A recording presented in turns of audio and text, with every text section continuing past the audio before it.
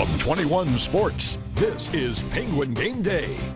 Sponsored by Greenwood Chevrolet, Austintown. Penguin Game Day starts now! Hi everybody, and welcome to Penguin Game Day as we come to you on this final day of March. As the Penguins had an unexpected bye week, we're happy to bring in the head coach of the Penguins, Doug Phillips, whose Penguins will get set for Western Illinois on Saturday night. Happy Wednesday to you, Coach. Hey Dana, happy to be here. Hey, I'd like to do a shout out real quick to a huge Penguin contributor, a supporter, and a huge impact in my life, Ken Knatzer. Just our thoughts and prayers are with him as he heads into surgery tomorrow, to him and his wife, Carol. I've known Coach for a long time, and he is certainly a class act, and I echo those sentiments, Coach. Coach, an unexpected bye week. Maybe take us a little bit through Friday, how that all came down, that you found out that you weren't going to play North Dakota.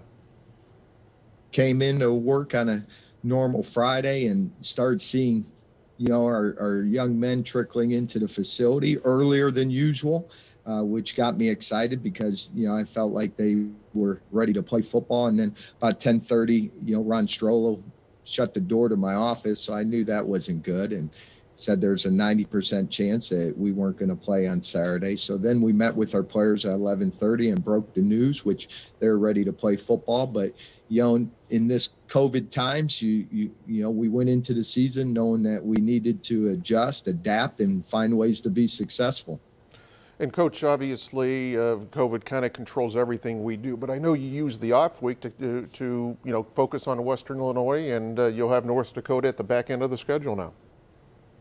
Yeah, it gave us an opportunity to get in and work and watch, Western Illinois Saturday afternoon and get and prepare for them on Sunday, and then get an extra practice of full pads on Monday, which we usually don't, because usually we're doing team corrections and, not playing a game on Saturday, so we're able to get on the field a lot earlier. Coach, I'm sure it was a disappointment, and again, something you have no control over, that you couldn't play this game because you guys were coming off a win over South Dakota. It's one of those situations you focus on what you can control, but I told our young men I'm excited to get back on the field this week, and even practice from this week to last week, I see improvement each week, so I'm just excited to see our guys fly around again. Coach, what are some of those improvements we've seen, that you've seen? I mean, fancy, the offensive line improving, but what have you seen? Because you see these guys every day in practice. Just how they practice, to be able to walk out on a practice field and see a play hard mentality with great enthusiasm. That's hard. You miss a game.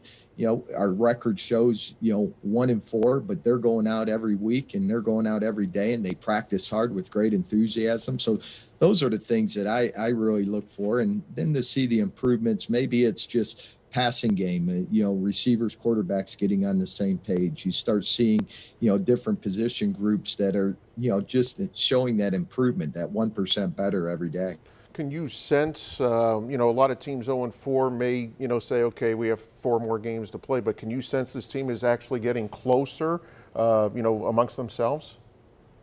I do. You can see it in the locker room. You can see it just by how many players are hanging out in your offices every day when they don't have to be there. They're just hanging out, sitting and talking to their coaches or wanting to watch extra film on their own. So you definitely see that. And we're using this, the halfway point that, in the future, you got to be playing your best football at the end of the year, whether it be October into November. And we're using that. We got to be playing our best football at the end of March and into April. Coach, we have about 30 seconds left. I mean, you're going to use this bye because in the fall you're going to have 2 byes. So something to learn from?